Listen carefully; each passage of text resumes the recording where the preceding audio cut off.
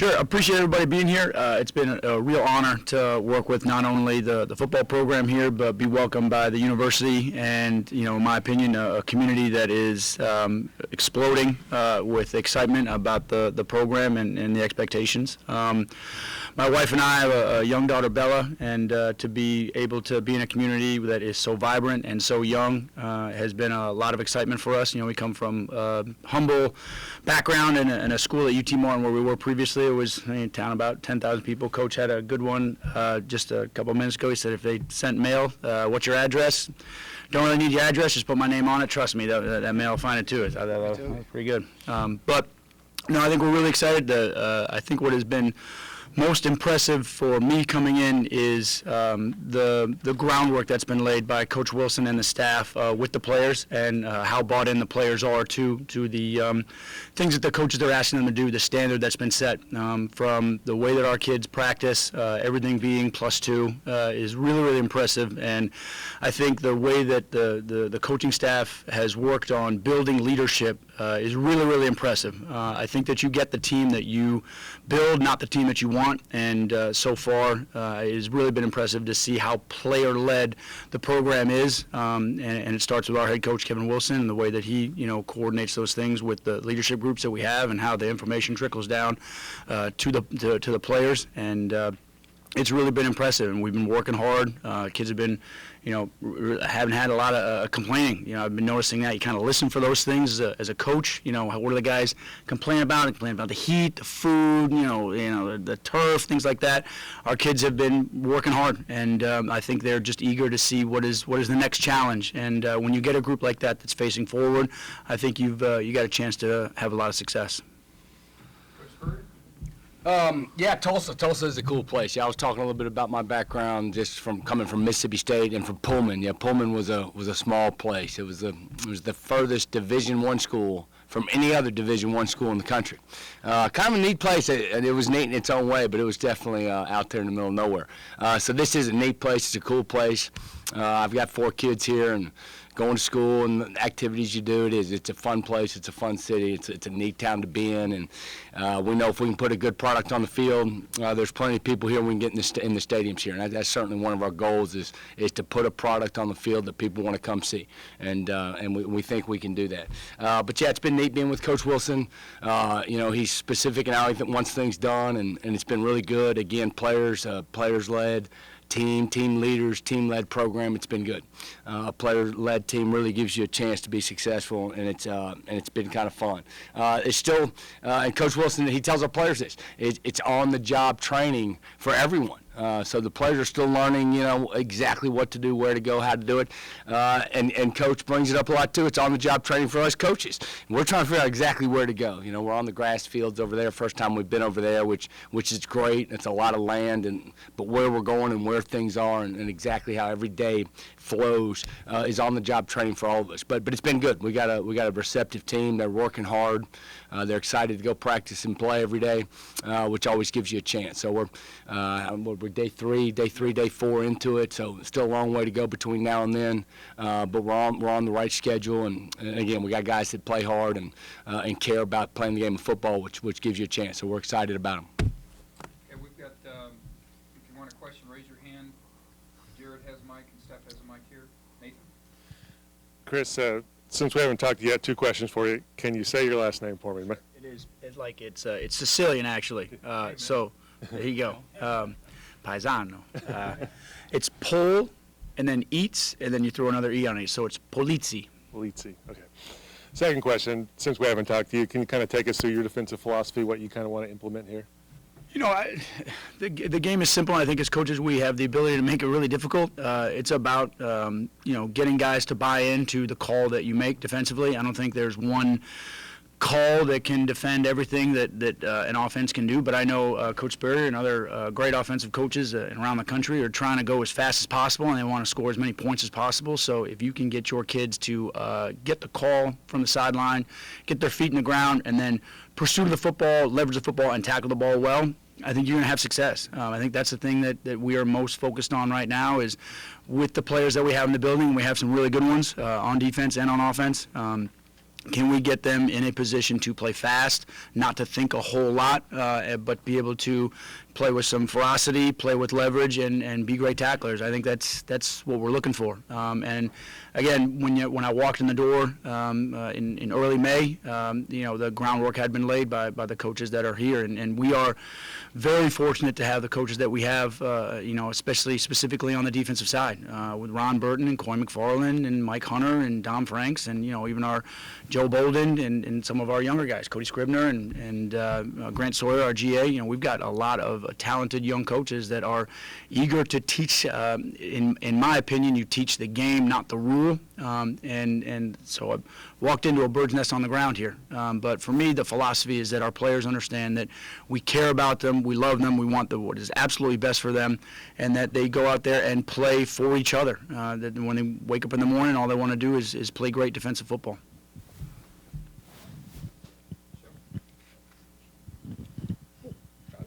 Spurrier, am I on? Jill. So I know you are a wide receiver guy, and when we talked with Coach Wilson the other day, he said he wants to see a bit more improvement between the ball throwers and the ball catchers. Obviously, Malachi's coming back, but just in the wide receiver room, who stood out to you, and what do you expect from these guys this season? Yeah, we got some work to do. We do, and we're going to do what we can do well. And there's some things we do well and some things we don't do as well. We're spending a lot of time in the spring, and right now kind of really we've thrown a lot at them, and we're going to find out what we can really be good at. But we've gotten better, and between now and then we can get better throwing and catching the ball. Young Presley's got some talent now. He's a good player. We got to make sure we find a way to get him the ball. We'll have some tight ends we think are pretty good. Young Luke, our freshman tight end, has had a good couple days, so I'm excited to watch him continue to develop. But the receiver group's not a bad group. We got some work to do. We don't have as much experience. MJ is a returning player. We lost 2 or 3 really good receivers, so we were lacking in that experience area. But we got some guys that can develop and run and catch, and we'll find ways to get them open and get them the ball. But we need to improve on that. And yeah, Coach Wilson, he's never real excited about a whole lot, but we are. We're going to get better at what we do, and I think we got a decent crew to run, get open, and throw them completions. And for Chris again, you mentioned getting here in May. Unusual situation there. What challenges does that present getting here so late, so close to the season? I don't know that I see any challenges that happen to it. I think, when you're the head coach of a program, you're trying to take this puzzle and find all the pieces to make everything work. And I think it was a difficult thing for Coach Wilson when you have a major piece leave, you know what I mean? So I think that's what he was most looking for, is what was the right piece? Who's the person that can come in and fits and works as well with the players that we have in the program, and also the schematic things that we're talking about, the cultural things that we're talking about. Are we hitting all the right buttons on that capacity? And again, open arms from Brad Shepard, who is the custodian for our building, to Rick Dixon, our defense coordinator. Everyone has been so welcoming. It really hasn't had any challenges to it. And I probably give the most credit to the players, because I think sometimes that is a difficult situation of, who is the voice that you're listening to? Who's the guy that's going to get us to the promised land when you have some inconsistencies in that? They've been great. It's really been a lot of fun, and that's a lot of testament to the culture that Coach has implemented with the guys of understanding, hey, we're not changing gears, you know what I mean? We're just adding a different element to this piece because we're all headed in the same direction. So it's been a lot of fun. Kids are playing fast. Kids are playing hard. They're bought into what we're trying to do, and of the last 3 practices we've had, it's been good. It's been great competition with the offense. Brad Shepard's name's ever been brought up in here before. B-Rad, he's a good guy. Yeah, he works hard. He's ride or die Tulsa, I'll tell you that. Yeah, Coach Polizzi, talk about schematically, talk about talk about the scheme, but also talk about, has anything really changed since you got here schematically from what they were doing in the spring? I don't know that we've had systemic changes. I think that everyone on the planet that runs defense, you have to be prepared to defend against multiple things. That's one of the things if you're, Arkansas, Pine Bluff, or Oklahoma or Washington, trying to defend the triple option that Coach has been installing. You guys better get on that stuff. You know what I mean? I'd spend a majority of your time trying to defend that in practice, but. I think we're all working towards the same goal, and I tell you what's great is the offensive minds that we go against every day, challenge us as coaches, and the defensive minds that we have in our defensive staff have been really, really great, and we see some of the similar things of, hey, I think this guy has a real strength at the pass rush portion of it. How can we emphasize that? I think this guy has some real strengths in coverage. How do we put him in a position to be successful? Or hey, some of the deficiencies, this guy's probably not that great in that one, that's great in this one. How can we create a call that can defend against multiple, formations, multiple shifts, where there isn't as much communication, where we got to shift the whole front over and back and forth and things of that nature. So I think just giving our kids an ability to get lined up, get their spikes in the ground, and play fast has really been the philosophy that we've all trying to, get that common goal solidified. Coach Spurrier, I think you've spent all but one season coaching in the Power 5 in your career before this season. What? In the NFL. Okay, pretty impressive. What presents the biggest challenge coaching in a Group of 5 school, or what's the biggest difference for you? Oh, it's all the same. Now the SEC, you start to brag, and you have to spend a lot of money, and you have to have huge facilities, and you have to recruit differently, and that's the biggest difference. But when you get in here and you get in the locker room, you get on the field, you're playing football, and the guys you got in your room, you coach, and you teach, and you try to make them the best players they can. And you try to help them develop and try to help them become better men and play football. So on the field, sometimes you deal with a guy that might be a little more talented. Sometimes on defense, I remember you play a Georgia or you play an Alabama, and those two guys you need to stay away from them. But other than that, it's football. Guys are hungry. Guys are tough. Guys get hurt. Guys have emotions. Guys love winning. So football's football. It's a fun game. Yeah, Western Kentucky it was fun working with those guys. I worked with Mike White that year, and I think he's playing for the Miami Dolphins now, about 6 years in the NFL. So he was a fun guy to work with and a great player, and enjoyed the places we win and the teams you compete against. And so the game's still the same, very much the same. And again, we got a good crew, and I like my crew, and I'm looking forward to going to battle with them.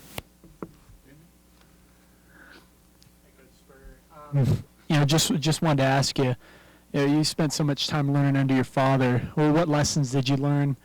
Talk about, the journey to obviously your first offensive coordinator stint, and talk about your time in South Carolina and what you learned there. I think I totaled 15 years coaching with my father, 4 with Bob Stoops, and 6 with Mike Leach. So I've been around some neat guys, some people that do things similar, some people that do things different. All learned a lot from all of them. Certainly was very fortunate. The years I spent with my father, the years at South Carolina were pretty awesome. We had 3 years in a row right in the middle where I think I was 10 years at South Carolina. 3 years in a row we won 11 games, which was kind of cool. 5 years in a row we beat Clemson, which was kind of cool. And again, you learn a lot about so many different things. But elite coaches are really elite for a lot of different reasons. And it's funny, and the longer you're in coaching, you realize the people that are great have something a little bit different. Bob Stoops, Mike Leach, and they're very different personalities and all elite in what they did. And it's kind of hard to emulate things Mike Leach did. Now, I always said he was 100% consistent with every strange thing about him. I mean, you had to pay attention to him to really realize what made him special. And there were a lot of things. And my father was the same way. So learned a lot about coaching, expectations, standards, how you hold people to a high standard and keep pressing them. Try to never be satisfied with a good performance. And that's one thing I think that a lot of good coaches have in common. They're never really satisfied. I'm watching for the second time the Last Dance with Michael Jordan thing, and I'm absolutely amazed every single time he gets on there. He's mad at somebody. He's mad. He's the greatest player ever. He's won more games, more championships, and he's always mad. He's mad at somebody. He said, "That guy got the MVP. I should have gotten it. I was mad at him. I didn't like him." As he wins another championship, and great people, great players, great coaches all have that. The standards high, expectations high, and they're never very satisfied. So we'll continue to press our guys to be the best they can be. And if we can do that, we're going to have a good team and a good year. I'm kind of excited about that.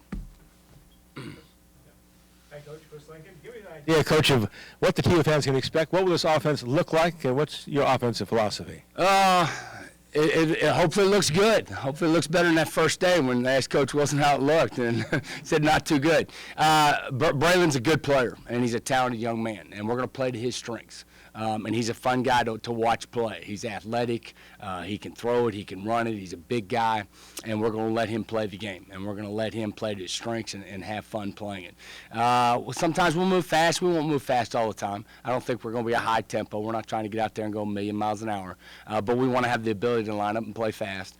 And again, like Coach P said, that's college football is such a multiple game now. I mean, all the different things, and we've got a lot in right now.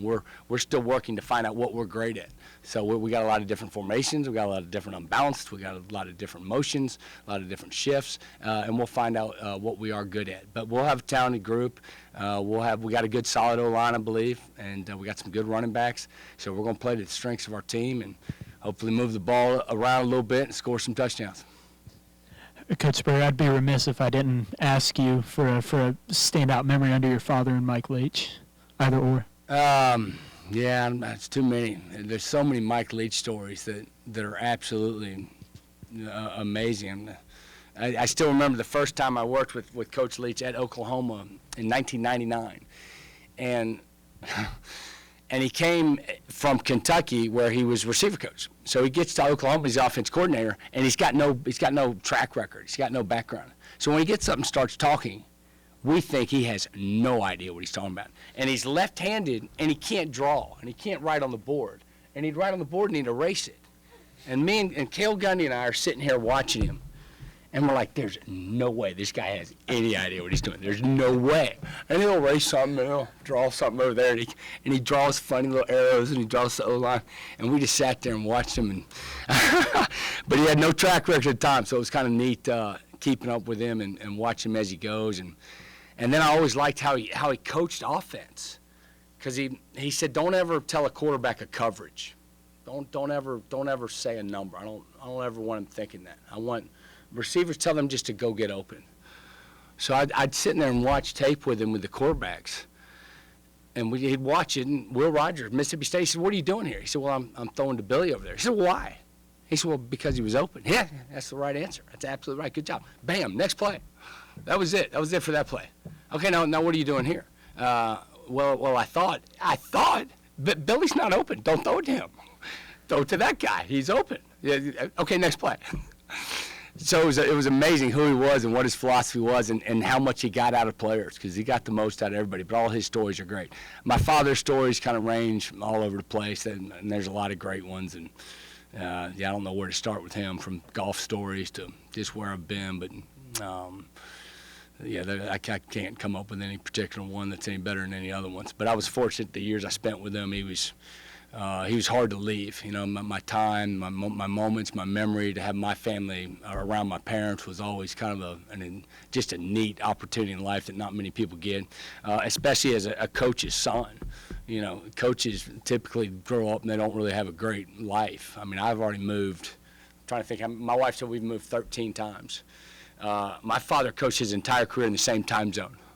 I think that's amazing. I've already been in all four. I've been all over the place. But I was very fortunate the years I had with him, learned a lot, and very blessed to have had those years.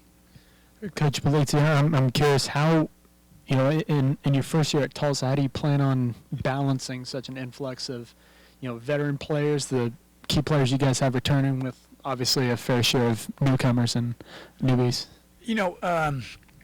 It's an interesting question. I think you can never look at those things, and I was talking to Coach Spurrier about it yesterday. I was like, you have to kind of see the forest of the trees. I think as a coach, sometimes you can get so caught up in, God, this cover two, we can't get this cover two, what's wrong with this cover two? And I remember Norm Parker, who's a defense coordinator back at Iowa for many, many years, Michigan State and Vanderbilt, and a really successful coach, would say, why are you going to die over cover two?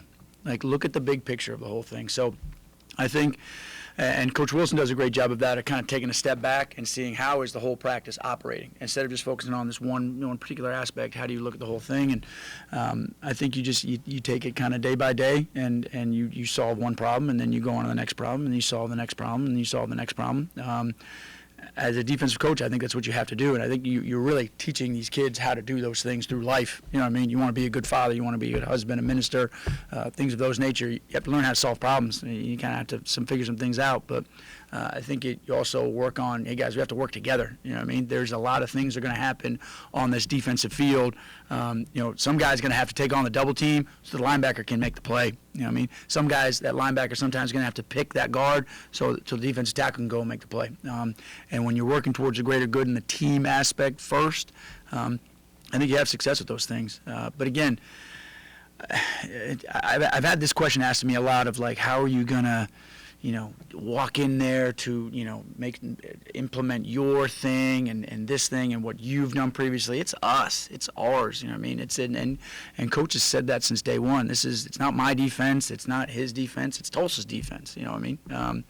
It's Tulsa's team. So those are the things that I think are most important. And the players that are listening to what we have to say understand that everything we're doing is group oriented. So the more I think we can spend time around our players and they understand that from a one-on-one standpoint, they understand that we're all working towards the same goal. The things that we are asking them to do is so that we can have ultimate group achievement, group success. Polizzi. Coach Wilson told us, I don't remember what month it was, but back in the spring, I think that he was really doing his due diligence to find the right guy, the right defensive coordinator. Why ultimately was that you? I think it came down to relationships. I think one of the things that's unique about the coaching profession is we're locked in rooms with guys in dark rooms, you know what I mean? And we sometimes see things differently. And there can be some arguments, some disagreements, but I think when you walk out of that room, when you're speaking to the team, you all have to be rowing in the same direction. I think it's the same thing as parenting. You know what I mean? You may disagree on how to parent that thing, but when you speak to your child, they have to hear the same message.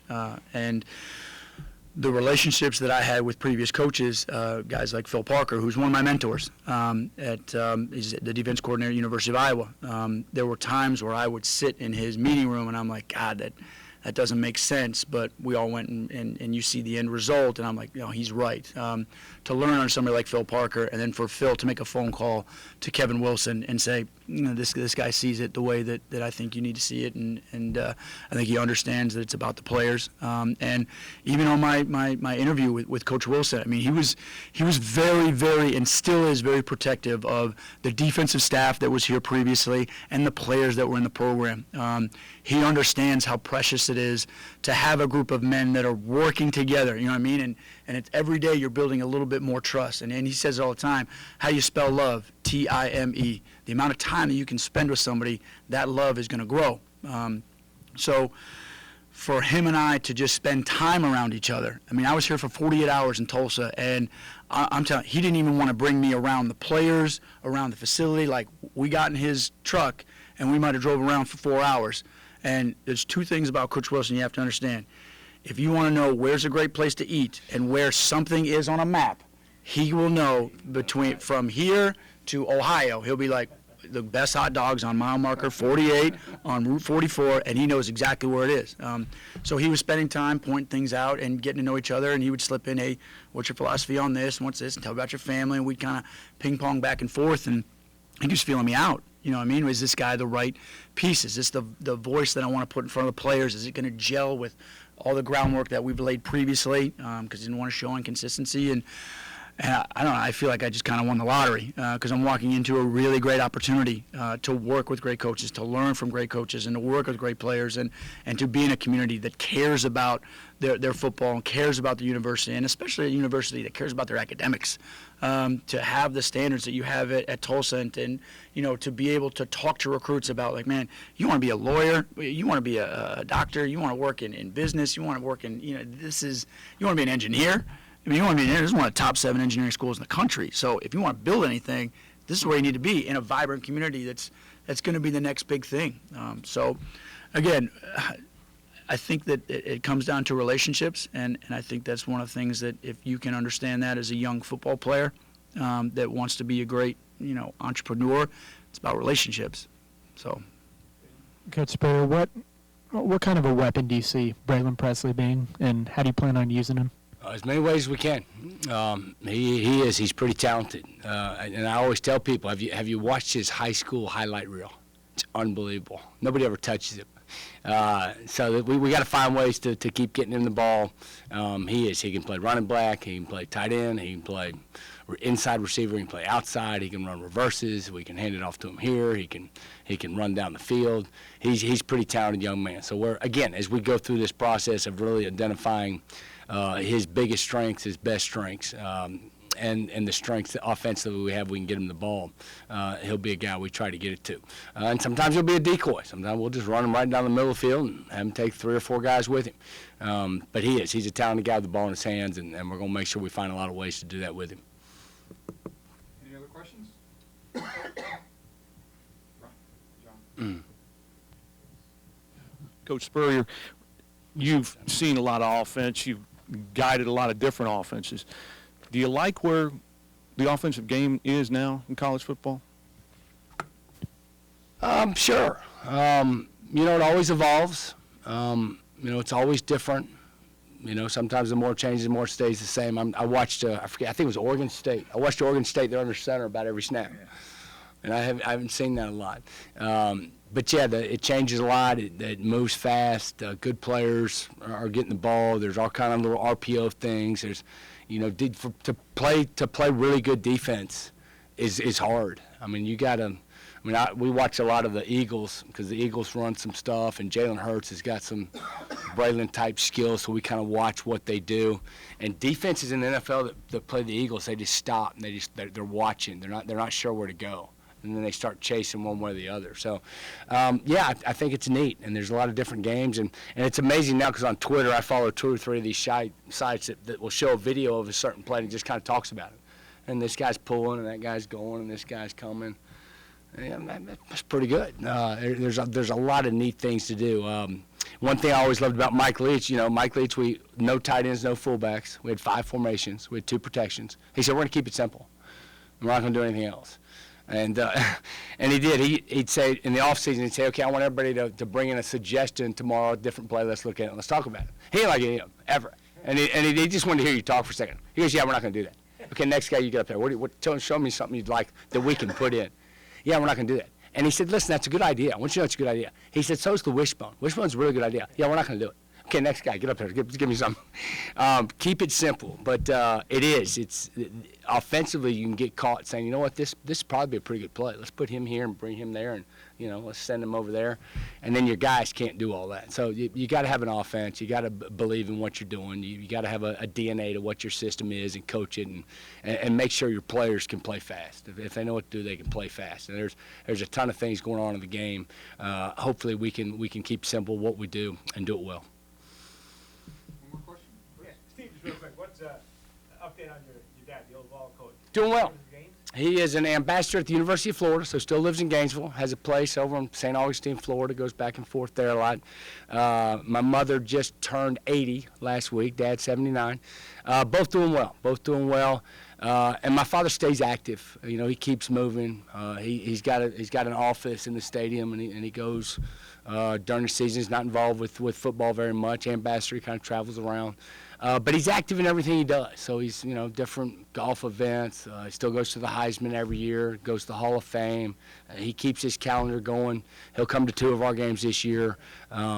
My brother coaches with Bob Stoops down at Arlington, so went to a couple of his games this year. My son played at Duke. This past year went to a couple of his games, so he's got his calendar and keeps his schedule filled. Plays golf when he can. He's not as good as he used to be, so it's kind of frustrating for him, so he doesn't love it as much. But yeah, he's doing well, involved in the game. I talk to him once a week and talk ball and talk shop, talk a little bit of this. So talk a little bit about just what's going on in the game of football, and he loves having an opinion on this or that. And but he's doing well. Thank you. All right. Thank you, coaches. All right, you bet.